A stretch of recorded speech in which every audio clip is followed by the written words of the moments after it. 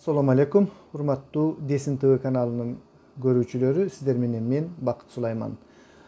Достор, мына көңүлдүн борбору кечээ күnkү борбордук шайлоо комиссиясындагы Кыргызстан саясий партиясынын кечигип каттоодон өткөндүгү жөнүндөгү окуялардын тегерегинде болуп жатат. Мен ушул мүнөттөрдө эле азыр Чыңгыз Капаровдон үн сообщениясын алдым, билдирүүсүн. Чыңгыз Капаров айтты, ушул мына азыркы саат Россиянын убактысы боюнча 11:44. Демек Кыргызстанда 12, 13, 14. 2-ден 44, 3кө чукулдап калды. Түштөн кийинки убакыт болуп. Ушул кезге чейин дагы деле ошол нерсе чечилбептир. Кыргызстан партиясын каттоодон өткөрө элек жана Шайылда Бекованын отставкасын талап кылып жатышыптыр, достор. Geçe günü Azatlıktın berүүлөрүнөн өзүңүздөр көрдүңүздөр болушуңуздар керек. Чынын деле ошол видео фиксатордун видео камеранын көрүмүнө айтымына караганда ошол Кыргызстан саясий партиясынын атайын өкүлү кечигип келген. Бул жерде алар актанып жатышат, ошол жердеги саат туура эмес көрсөтүлгөн деп. Эмне себептен Кыргызстандын тагдыры чечиле турган жерде, ушундай чоң жаңжалдардын чыгып кетүүсүнө себеп боло турган жерде ошондой туура эмес сааттын орнотулгандыгы дагы бул чоң суроону жаратат. Чын эле саат туура эмеспи же туура эле болгонбу? Бул дагы өзүнчө чоң суроо. Ошондой эле бүгүн интернет айдыңында дагы көрүнүп жатат. Ошол Талант Мамытовдон сураган кезде Кыргызстан партиясынын кандидатынан сиздерде ушундай каттоодон өттүбү деген каттоо кагазыңыздар барбы дегенде алар көрсөтө алышкан жок. Мунун баарын борбордук шайлоо комиссиясы чечет деп гана ошол жака шылтап турду. Берки бияктагы партиянын мүчөлөрү бардыгы мыйзам чегинде болуш керек деп алар антип талап кылат. Айтор чоң тирешүү болду. Ал жерде Кыргызстан партиясынын тарабындагы бир аял киши дагы сүйлөп, сиздер эмне экинчи Белоруссиянын болушун каалап жатасыңарбы дегендей таризде бизге тынччылык керек, бизге достук керек деп ушундай сөздөрдү айтты. Албетте бул туура, бизге 3-чү революциянын жана башка тополоңдун эч кандай кереги жок. Бардык нерсе мыйзамдын чегинде гана катталуу керек деп мен ойлоймун.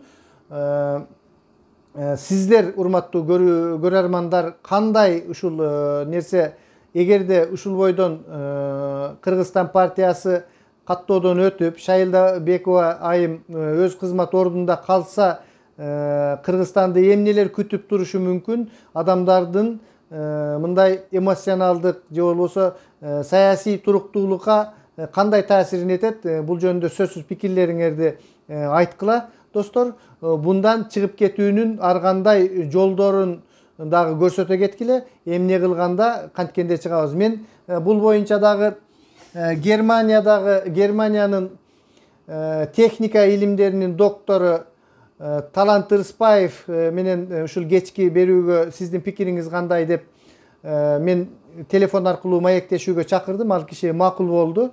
Германиянын ушундай техникалык илимдеринин доктору, бул кишини көпчүлүк коомчулук жакшы эле билет. Биздин Кыргызстанда дагы иштеп кеткен, саясий абдан активдүү. Клаусталь, Төмөнкү Саксония дагы Клаусталь университетинин дагы жеке доценти деген наамы бар. Айтор бир топ наамдары бар. Коомдо белгилүү адам да ушул мындай чет жактан караган саясатчыларга биздин ички Кыргызстанда болуп жаткан окуялар, ушул саясатчылар ошондой окуяларга кандай баа бере тургандыгын билиш үчүн ал кишиге дагы мен суроомду жазып койдум. Ушул кечки саат биякта 6-да, Кыргызстанда 9-10дордо ушул биздин маегибиз чыгат. Достор, ушул нерсеге мындай активдүү карап турсак, менин жеке оюмда ушундай бир кандайдыр бир коллапс же болбосо бир ызы чуулар болуп кетпестиги үчүн ушул Шайылда Бекова айымды ызы чуусуз, тополоңдорсуз эле кызматтан кетириш керек. Анткени мындай шалаакылыкка жол берип, мындай ачык мамлекеттин бир багытын туура кармана албай, geçeki жерде өзүңүздөр көрдүңүздөр анархия болуп кете жаздады. Журналды колунан тартып алышып, ошол журналдын ичинде ошол Кыргызстан партиясынын өкүлү эркек киши кирген экен. Ал эми тиякта аял кишинин аты турат, фамилиясы турат, бирок ошол жерге кол белгиси, подпись коюлган эмес. Бул дагы бир чоң ката болуп эсептелет, ушул факты болуп эсептелет элдердин мындай талаш тартышын жаратканга. Ошол менин жеке оюмда буларды кызматтан кетириш керек. Бул айымды бүт өзүнүн составы менен жаңы шайлоо комиссиясынын мүчөлөрүн коюп туруп, шайлоону колдон келсе жылдырып, эгерде мүмкүнчүлүк болсо жазгыга чейин мына ушул адамдар айтып жатышат. Мына Жамбыл Камчиев айтты, жана башка бир адамдар мага жазып сүйлөшүп турабыз да, жөнөкөй катардагы карапайым адамдар менен. Ошолордун айтымына караганда баары ушундай жарандык активист Чыңгыз Капаров дагы айтты, жеке мандаттуу, бир мандаттуу округтардан шайланып. Бул нерсени азыр токтотуп, шайлоо комиссиясынын ушул иштерин жана шайлоо өнөктүгүн 4-октябрга эмес, жазгы убакыттарга жылдырып туруп, ошондой бир мандаттуу шайлоо округтарынан шайласак, ушул жаңы мыйзам кабыл алып туруп, ошондо менин оюмча баардык нерсе адилеттүү бүтөт болуш керек. Анткени өзүңүздөр көрүп жатасыздар, бул шайлоо башталганга чейин эле сатып алуулар, акча таратуулар, агитациялар башталды. Мына азыр жерлерде агитатор ушул жарыячы деп коюп эле акчаны 15-20 миңден маянасын төлөп, элдерге акчаны берип, мен мына бүгүн Майлы сайдагы жарандар менен сүйлөштүм, катардагы карапайым адамдар менен. Алар айтышты, ар кандай партиялар 1000 сомдон таратып, ушул паспортторун алып калып. Андан кийин ошол шайлоого киргенде октябрда ошол сиз урнага жазып туруп, кадимкидей жазып, мына деп телефон менен тартып алып, мен могу партияга таштадым деп ошол нерсени аныктаганыңыздан кийин чыгып туруп, кайра телефондогу записти көрсөтөт экенсиңер.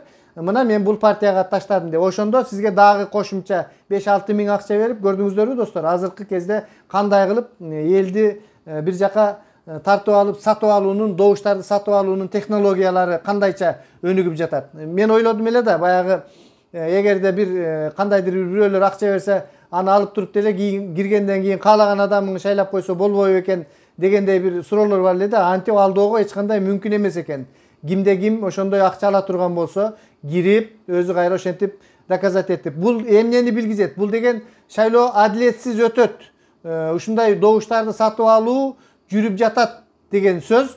Ошондуктан мен бул шайлоо өнөктүгү ушул 4-октябрда болушуна караманча каршымын. Жеке өз оюмда ушул жазгы айларга калтырып туруп, анан бир мандаттуу шайлоо округтарынан ошол адамдардын кадыр баркы бар адамдар, чын эле элге кызмат кыла турган адамдардын гана ушул парламентке келишин каалаймын да. Азыр болсо көрүп жатасыздар достор, шайлоо боюнча ушул парламентке келгенде мыйзамдарды чыгаруу боюнча бир эч кандай түшүнүгү жок, көчөдөн келе калган, акчасы көп адамдар келип жаткандай туюлуп жатат да.